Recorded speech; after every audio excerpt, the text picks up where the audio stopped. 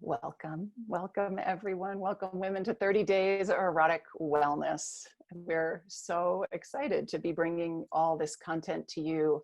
And this is the intro video. So in this video, we'll give you a bit of a lay of the land, what you can expect for the next 30 days. And we'll also invite you into some of the culture that we are weaving together as sisters and faculty members, co-teachers in the Verdant Collective and at the Institute for Erotic Intelligence. So we so look forward to sharing all of this and more with you as we wind our way through the next 30 days together.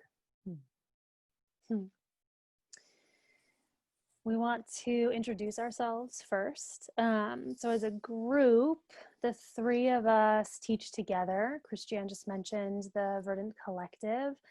And all that we're going to be teaching here around Eros and wellness and how those two overlap in erotic wellness, as well as the way we're inviting you into community with one another and with us as well, are things that we really live by.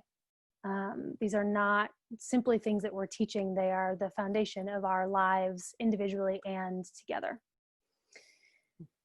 And my name is Alyssa Marine, and I'm a somatic sex educator, and my sort of specialty or something, we might say, my favorite thing, my superpower. Yeah, I like that. That's better. My superpower is weaving together the really practical and the magical when it comes to our erotic lives, our sexual lives, our relational lives. And as you'll see as we speak today and in other videos, that's so much more than simply what we do with our genitals and with our partners.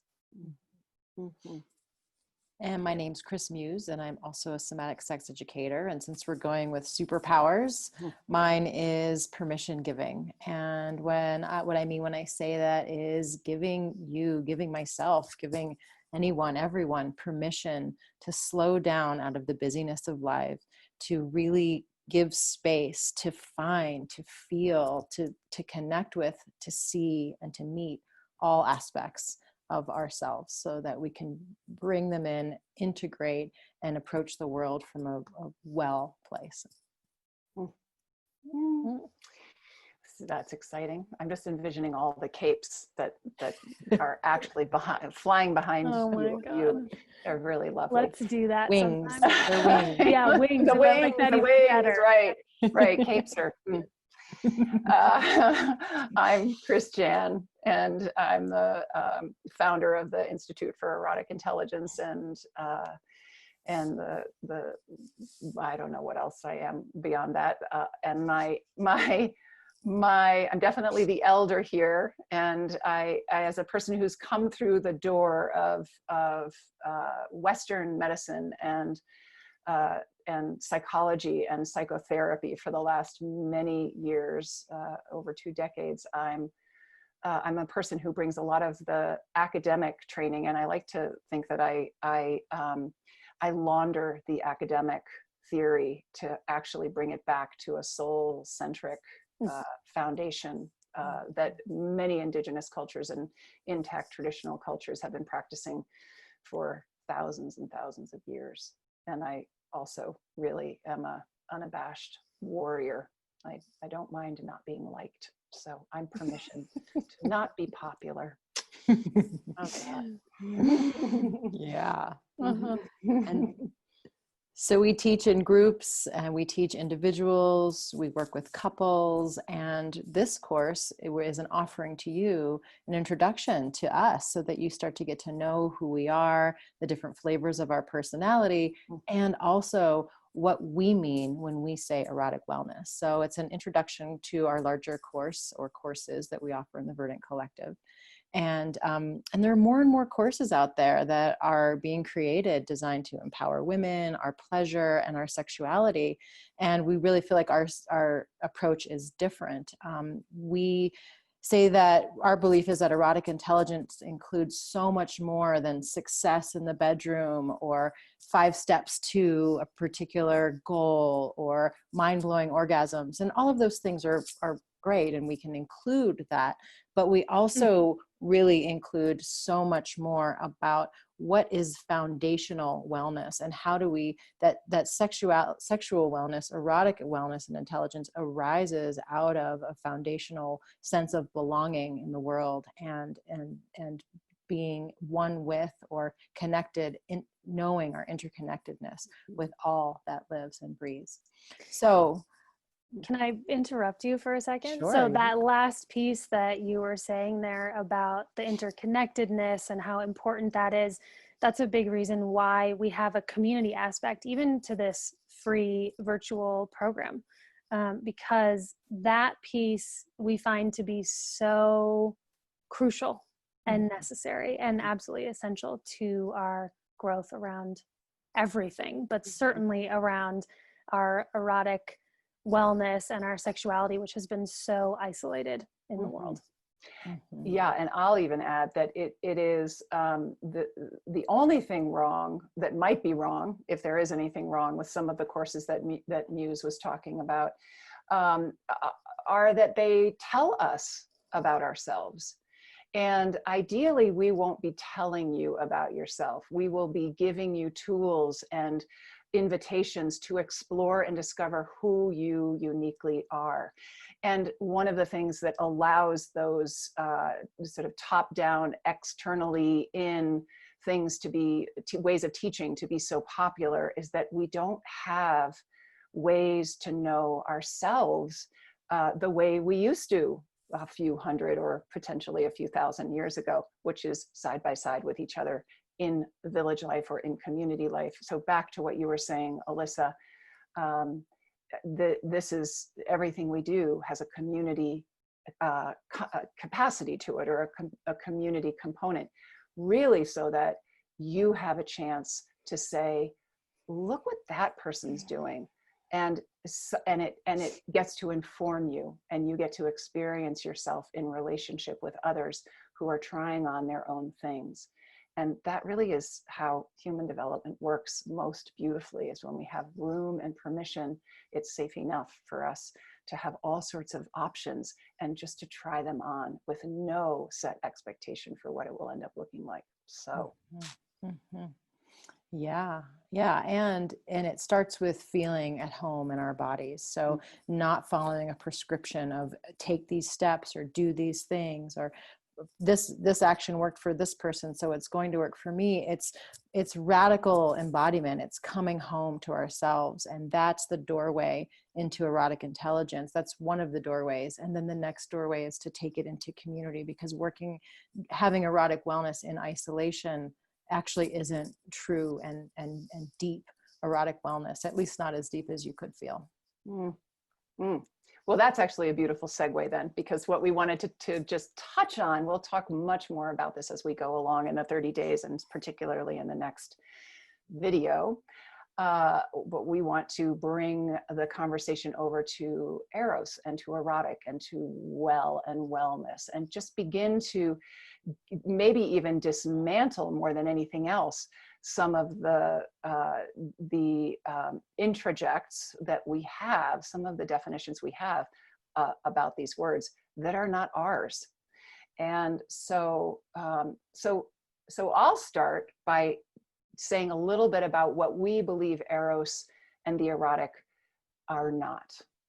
And really, first of all, perhaps most importantly, they are not a measure of lust or that sort of genital desire that is from me to you. It's not just human to human. It's way too small, as Muse was saying, it's way too small to imagine that it would be a thing that I feel over here by myself.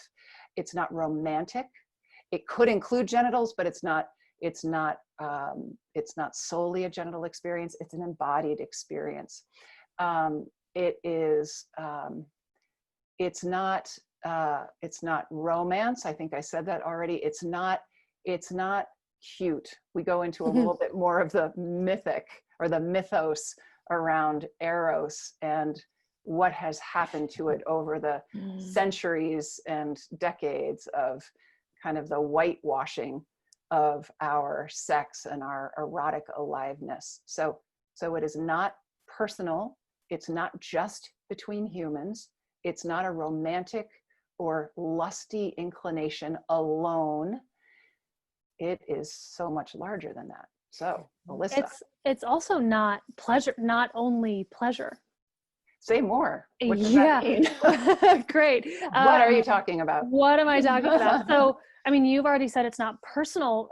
It's such a wide spectrum of experience. It's really the life force energy that moves through us, that also moves through a mountain lion, that moves through the trees, that cracks open a seed as it's pushing up through the earth to reach the surface and the sun. It animates and brings things together, but it also, which can be really pleasurable, coming together to create new life can be so much fun and feel so good. But it's also erotic. Eros is also there when the mountain lion takes down the deer and rips through its flesh and eats it. That's equally erotic. And it's tearing down, it's destructing the deer, and it's giving life to the mountain lion. And so it's not as simple as creation or pleasure or sexuality and bringing things together. It's really about life perpetuating life and creativity and all of that. I mean, so all of it, right? So that is a really beautiful invitation to reclaim already to reclaim, because I imagine for many of us already, some of the walls that have been constructed for us by culture, just from that are getting pushed out a little bit. That it is, one of the most erotic things I've ever done is give birth to my two sons. And I thought at times I was surely going to die.